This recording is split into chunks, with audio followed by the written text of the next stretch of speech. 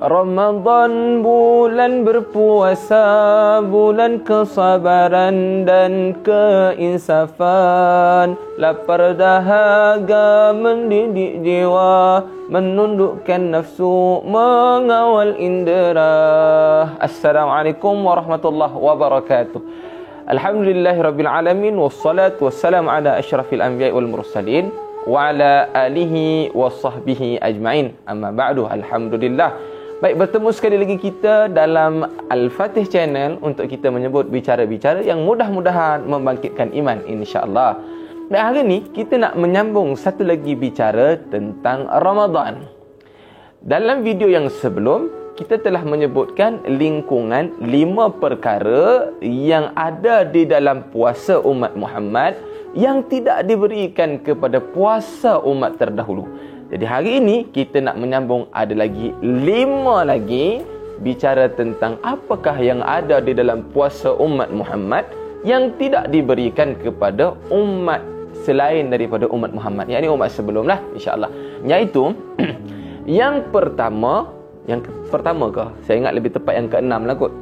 Yang ke-6, antara perkara yang ada di dalam puasa umat Muhammad yang tidak ada puasa pada umat terdahulu, iaitu Ramadan.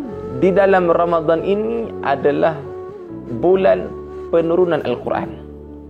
Allah Subhanahu wa taala ketika mana Nabi Muhammad sallallahu alaihi wasallam lahir, memerintahkan kepada Jibril untuk membawa turun Al-Quran daripada Lauh Mahfuz turun kepada langit dunia.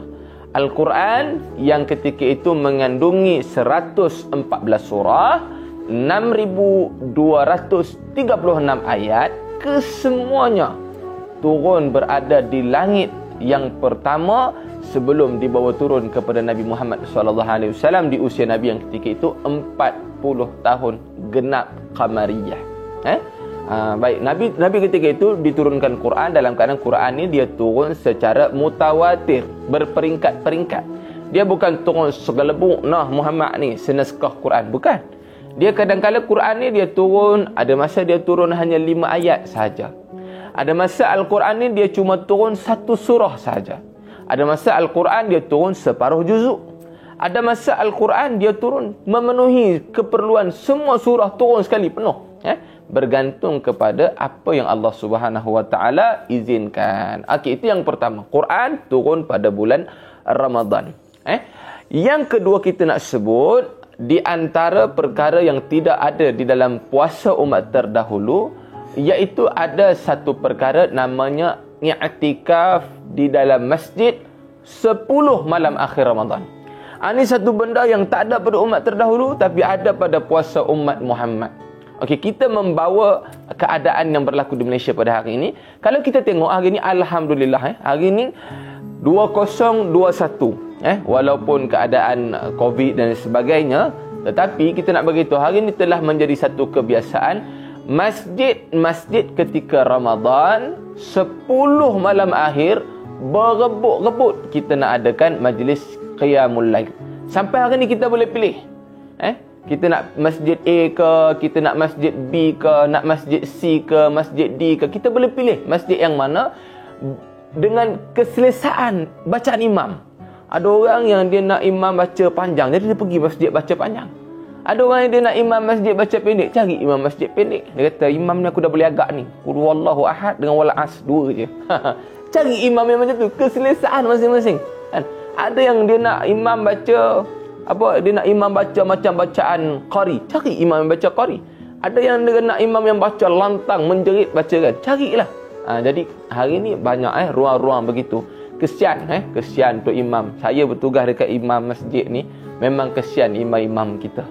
Baca panjang tak kena, baca pendek tak kena, baca belagu tak kena, baca tak belagu pun tak kena.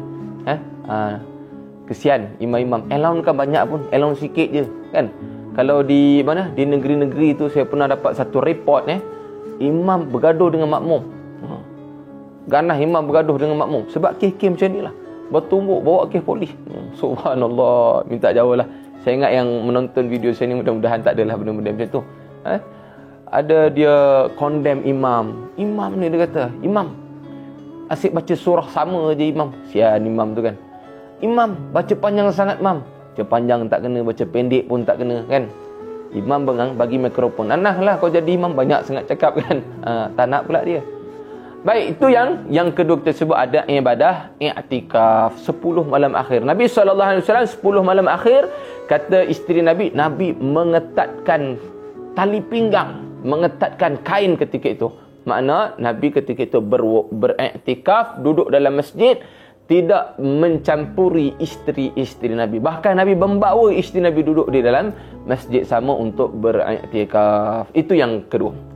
Yang ketiga, di antara perkara lain, kita sebut 5 sebelum ni, yang ketiga makna yang ke-8 lah ni perkara yang ada pada umat Muhammad dijanjikan, tidak dijanjikan pada umat terdahulu, hanya dijanjikan kepada umat Muhammad, iaitu di antara Ramadan dengan Ramadan yang lain, Allah Subhanahu wa taala menjanjikan pengampunan dosa seluruhnya untuk dosa-dosa kecil, selama mana ia tidak melakukan dosa besar. Saya ulang, Allah Subhanahu wa taala menjanjikan keampunan untuk dosa-dosa di antara Ramadan dengan Ramadan yang lain, selama mana tidak dilakukan dosa-dosa besar. Mana Ramadan tahun lepas sampai Ramadan tahun ni, jika tidak kita melakukan dosa-dosa besar, selama itu Allah mengampunkan dosa-dosa kita yang kecil, dosa-dosa kecil dengan Allah. Dosa dengan makhluk, perlu cari makhluk itu, selesaikan dengan makhluk. Kerana dosa sesama makhluk ni di antara dosa yang akan menyebabkan manusia di akhirat menjadi orang yang muflis. Jaga-jaga, kita nampak mungkin ringan benda dosa, takat mengata kawan sikit, cakap orang sikit, sakit hati orang sikit, tak buat banyak pun. Tapi benda ini sebenarnya yang menyebabkan pahala-pahala di akhirat bagi ke orang. Nabi pernah tanya kepada para sahabat, Nabi tanya, kamu tahu tak siapa orang yang muflis di akhirat? Nabi tanya, kamu tahu tak siapa yang muflis? Sahabat kata, orang yang muflis adalah mereka yang tidak mempunyai dirhaman. Tak ada satu dinar pun, satu dirham pun tak ada. Tapi Nabi kata, orang yang muflis dalam kalangan umat aku adalah orang yang berkata buruk tentang sahabatnya. Semua dosa-dosa yang Nabi sebut itu, tuan-tuan boleh tengok balik hadis itu, semua itu dosa-dosa yang melibatkan sesama makhluk. Rugi tuan-tuan, rugi. Jadi dosa-dosa kecil yang Allah ampunkan adalah dosa-dosa yang dilakukan kepada Allah Subhanahu wa taala. Dosa ini akan apa? Tuan-tuan boleh buka dalam Sahih Bukhari, Muslim dan sebagainya, bicara tentang rahsia-rahsia amalan, bagaimana Allah Subhanahu wa taala menjanjikan di antara satu Jumaat dengan Jumaat lain, seminggu, Jumaat hingga Jumaat, Allah memberikan pengampunan dosa selama mana tidak diselangi dengan dosa besar. Ada beberapa dosa besar, tuan-tuan boleh semak, tengok. Kita akan cerita tentang dosa-dosa besar ni insya-Allah di lain video, insya-Allah. Yang seterusnya, di antara perkara yang diberikan kepada puasa umat Muhammad yang tak diberikan kepada puasa umat terdahulu, iaitu barang siapa yang mengerjakan umrah di bulan Ramadan. Barang siapa yang mengerjakan umrah di dalam bulan Ramadan, pahalanya seperti pahala haji. Subhanallah. Subhanallah. Pahalanya seperti pahala haji. Siapa yang mengerjakan umrah di dalam bulan Ramadan. Tuan-tuan boleh pakai rebut peluang-peluang begini. Ada rezeki, tuan-tuan pergi kerjakan umrah di dalam bulan Ramadan. Kerana pahala ganjarannya seperti pahala mengerjakan haji. Haji ni tuan-tuan, nak dapat pahala mengerjakan haji ni bukan senang. Pahala mengerjakan haji ni tuan-tuan, selama 4 hari kita duk kerja ibadah haji tu, dahlah setahun hanya sekali je boleh buat haji. Ruang masa tu yang sangat terhad. Kemudian dalam ruang yang terhad tu, belum tentu nama kita lepas nak pergi haji. Kata, ustaz, macam manalah saya nak dapat pahala pergi haji ustaz? Saya baru daftar haji waktu umur saya 63. Hari ni 2021. Saya tengok tabung haji keluarkan date estimation. Tahun bila makcik pergi haji makcik? Tahun 2236 ustaz. Makcik dah lumat dalam tanah dah waktu tu, dia kata. Allahu Akbar. Macam mana ustaz nak dapat pahala haji? Tak ada ruang ustaz nak pergi haji kalau macam tu ustaz. Tak apa, kerana ada ruang untuk memperoleh pahala seperti pahala haji, iaitu dengan mengerjakan umrah di dalam bulan Ramadan. Pahala kefarduan, tetaplah keutamaan mengerjakan haji. Pahala, ada peluang mendapat pahala seperti pahala haji, insya-Allah. Tuan-tuan yang belum lagi mendaftar haji, saya dengan ini mengajak tuan-tuan semua yang bersama melihat siaran ini untuk segera daftar haji, ya.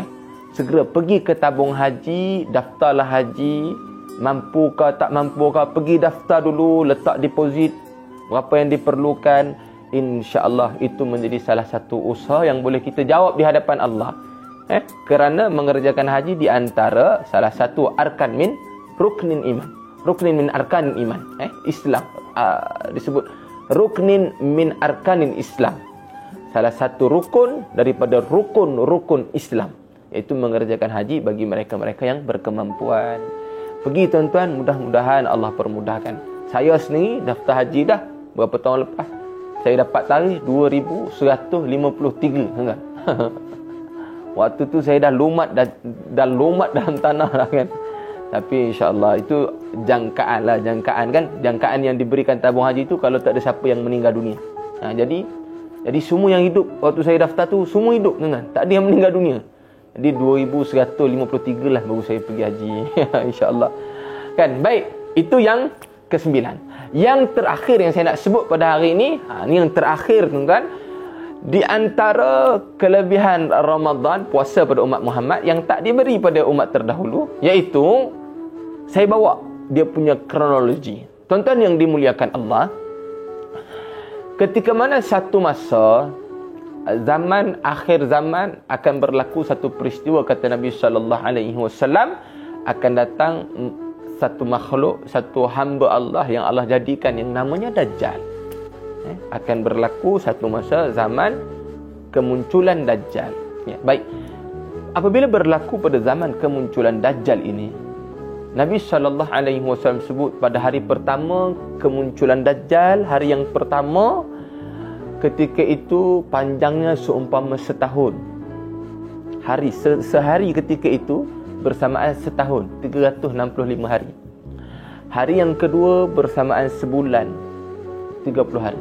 Hari yang ketiga bersamaan seminggu. Hari yang keempat barulah berlalu seperti hari-hari biasa.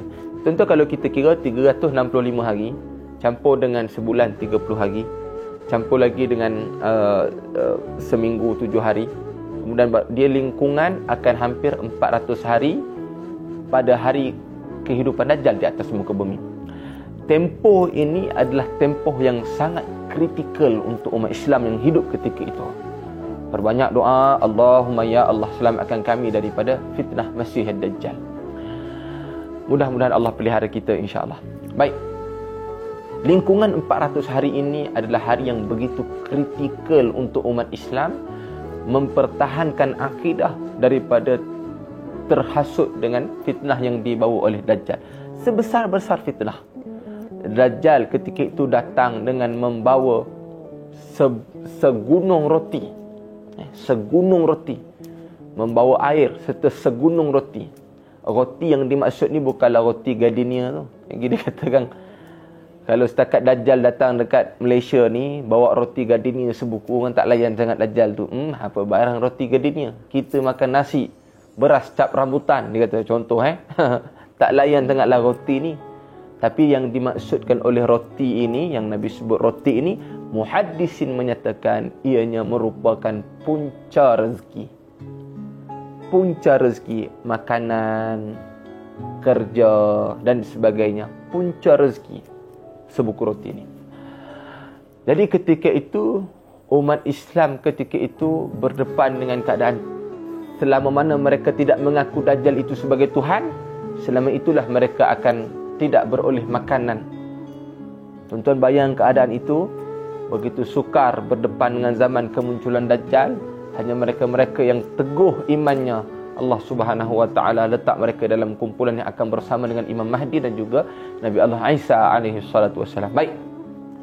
Dalam tempoh ini kata Rasul sallallahu alaihi wasallam, umat Islam tidak ada makanan. Mereka hanya beroleh makan, mereka berpuasa dan hanya boleh makan makanan yang berupa zikrullah. Makanan-makanan umat Islam ketika itu hanyalah zikrullah. ketika mereka menyebutkan subhanallah, alhamdulillah, Allahu akbar, la ilaha illallah. Itulah makanan-makanan yang mereka peroleh ketika mana mereka berdepan dengan zaman Dajjal. Jadi, kita nak bawa situasi ini, tempoh umat manusia ketika itu berdepan dengan latihan sebelum kedatangan Dajjal. Tempohnya adalah di dalam Ramadan. Ini yang didatangkan oleh Nabi SAW kepada umat manusia yang hidup di zaman Nabi Muhammad untuk berlatih, bersedia dengan kedatangan Dajjal. Satu tarbiyah namanya Ramadan. Kita kalau perasan, bila kita berpuasa sebulan Ramadan, besok kita nak masuk Ramadan tak apa lama lagi ni, kita akan berdepan dengan hari pertama dalam Ramadan yang kita akan berasa sangat letih hari pertama. Hari kedua sangat letih.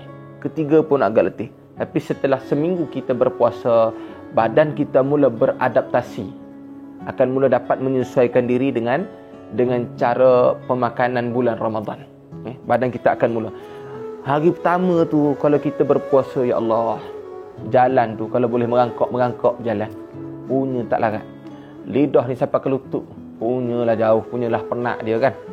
Tetapi hari pertama, hari kedua dia steady sikit, hari ketiga semakin steady, hari ke-7, ke-8, ke-9 ni standard manusia biasa. Dia akan mula beradaptasi dengan keadaan Ramadan ketika itu. Jadi ketika mana kedatangan Dajjal, inilah tarbiyah yang perlu dilalui. Sebab itu kata para ulama, di antara perkara yang diberikan kepada umat Muhammad tak diberi kepada umat terdahulu, iaitu persediaan untuk mereka berdepan dengan zaman kedatangan Dajjal. Subhanallah, besar tarbiyah Ramadan. Besar tarbiyah Ramadan. Bukan semata menahan lapar dan dahaga serta perkara yang membatalkan puasa, tapi sebenarnya ia adalah tarbiyah untuk kita berdepan dengan satu zaman yang begitu mencabar, zaman kedatangan Dajjal. Mudah-mudahan Allah Subhanahu wa taala pelihara kita semua, menjadikan Ramadan pada tahun ini Ramadan yang terbaik dalam sepanjang hayat. Kunjungilah madrasah Ramadan yang bakal datang tak lama lagi dalam keadaan penuh bersedia, semangat kan. Mudah-mudahan Allah menjadikan Ramadan ini Ramadan yang paling baik dalam hayat dan kehidupan kita. Santuni Ramadan, sayangi Ramadan, peluk erat Ramadan, jaga sungguh-sungguh Ramadan yang tidak lama datang kepada kita, sekitar 30 hari saja. Cuba kita bawa satu keadaan kita berkasih sayang sesama seseorang. Kita ada kekasih. Kekasih itu hanya datang ke rumah kita, hanya datang bertemu dengan kita setahun sekali sahaja. Kita ada suami, ada isteri. Suami kita hanya balik ke rumah sebulan dalam setahun. Jadi bagaimana layanan kepada suami dalam tempoh sebulan itu? Saya ingat kita akan layan sungguh-sungguh. Suami baru sebut nak ma saja, datang dah makanan. Nak ma, padahal bukan nak makan kan? Nak masak ke, nak ma apalah, benda lain lah kan? Ma je, makanan dah sampai. Sampai tahap tu layanan. Hari Senin spaghetti, besok ayam percik, dah siap menu 30 hari untuk suami. Jadi sepatutnya Ramadan yang datang ni dalam keadaan kita menyantuni Ramadan bersungguh. Kita ada skedul khas yang kita guna untuk kita menyantuni Ramadan. Mudah-mudahan, insya-Allah, mudah-mudahan ada kebaikan pada pertemuan kita yang ini. Kita jumpa lagi pada video-video akan datang untuk kita sebut bicara-bicara yang mudah-mudahan membangkitkan iman. Assalamualaikum warahmatullahi wabarakatuh.